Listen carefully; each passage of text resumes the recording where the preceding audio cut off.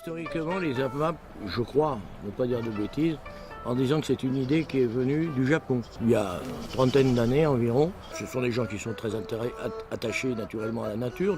Tout le monde connaît les fameux paysages japonais, les jardins japonais, toutes ces choses comme ça. Et en plus, naturellement, ils ont des problèmes de ressources en énergie. Donc faire venir des tomates du Brésil, ça leur coûte un maximum. C'est parti là, ça a été relayé après aux États-Unis.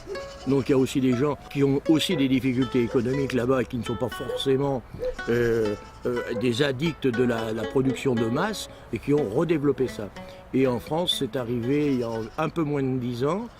Ça a été en gros popularisé par la Confédération paysanne, que tout le monde connaît, qui est l'opposé, on va dire, au niveau agricole de ce qu'est la FNSEA. Donc le contraire de l'agriculture productiviste qu'on a connue. Donc ça a été animé entre autres par un monsieur moustachu qui était toujours en colère dans le côté du Larzac et qui n'aimait pas bien la gastronomie macdonaldienne. Je pense que vous l'avez reconnu, José Bové, que j'ai soutenu d'ailleurs dans son action. Je crois que la première AMAP en Provence, et peut-être même en France, a été créée à Olioul. Et alors ça s'est tellement bien développé, cette idée-là, c'est que maintenant la filière maraîchère traditionnelle en est toute à faire des paniers. Donc dans les AMAP, nous avons l'agriculture proprement dit, maraîchère, pour ce qui concerne les AMAP, mais viennent se greffer là-dessus aussi d'autres producteurs. Ça peut être des producteurs de viande qui assurent des viandes de première qualité aux gens à des prix quelquefois inférieurs à ce qu'on peut trouver en grande distribution. Donc il y a un gros engouement.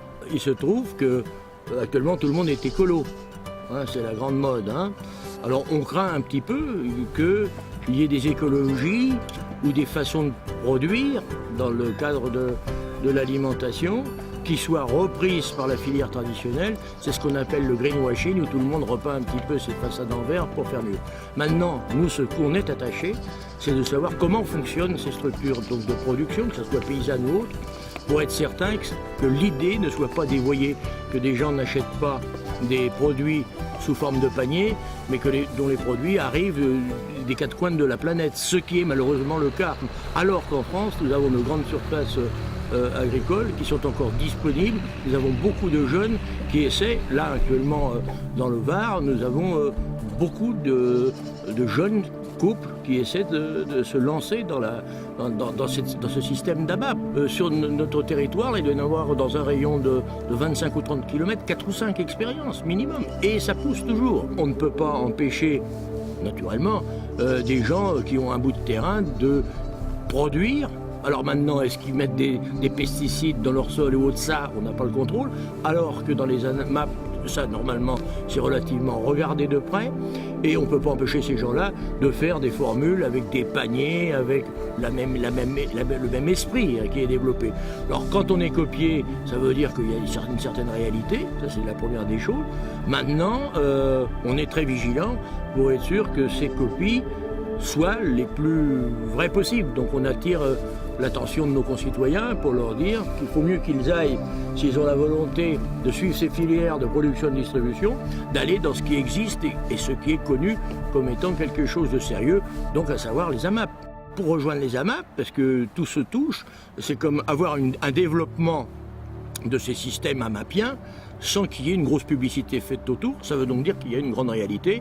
Alors il est évident que plus on ira en expliquant les choses, plus ces choses-là se développeront.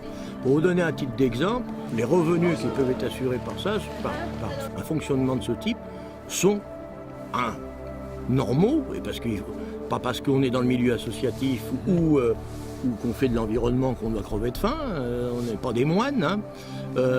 Mais donc ça, c'est rémunérateur, et surtout, ça peut assurer pour les consommateurs comme pour les producteurs, une certaine tranquillité, on va dire, économique et de qualité. Alors ce qu'il faut savoir, c'est que ces idées d'écologie, tout ça, ont fait que même dans la filière actuellement traditionnelle agricole, les pesticides et tous les produits chimiques sont passés en 15 ans sous la pression, sous notre pression, on peut le dire, sans fausse modestie, sont passés de quelques 1500 produits à moins de 600 produits maintenant. Ça, c'est malheureusement qu'un exemple, parce que dans d'autres domaines, il est bien évident que tout ce qui est le process industriel, il y a beaucoup de choses qui sont aussi à voir, à revoir. Naturellement, ça concerne le développement des énergies renouvelables. On parle de nucléaire actuellement. Bon, le nucléaire, on n'a jamais prétendu qu'on en sortirait en 5 minutes, parce que techniquement c'est impossible, il faudra au moins 25 ans. Mais il faut quand même savoir que dans les nouvelles énergies dans notre pays, ils ont créé 800 000 emplois, ce qui est quand même pas rien, dans tout ce que sont les énergies renouvelables, les nouvelles façons de cultiver, tout ce que nous sommes en train de discuter, alors que chez nous, on en est à moins de 80 000. Il doit y avoir un problème, quoi. Il doit y avoir quand même quelque chose qui ne va pas.